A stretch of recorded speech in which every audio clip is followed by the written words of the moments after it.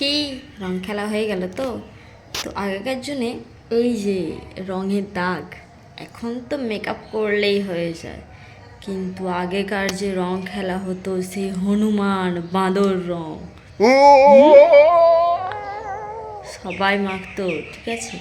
পোড়ল জালি দিয়ে ঘষে ঘষে ঘষে ঘষে উঠতো না রং, তখন মনে হতো কেন যে রং খেললাম। তো এই যে দেখতে পাচ্ছ তোমরা দাগগুলো, ঠিক আছে, এগুলোই পরের দিন টিউশন এসে আলোচনা হতো, কিরে রং খেলেছিস তো, তোর তো হাতের দাগই ছাড়েনি। তো মিস করি এখন আমরা, এখন তো এসব নেই, এখন মেকআপ করে খালি নাচন কুদন, এটাই হলো রং। কিন্তু আমরা অনেক কিছু মিস করি আগেকার। আসল রং তো তখনই ছিল যখন মোবাইল ছিল না। কেমন লাগলো তোমাদের ভিডিওটা অবশ্যই জানিও।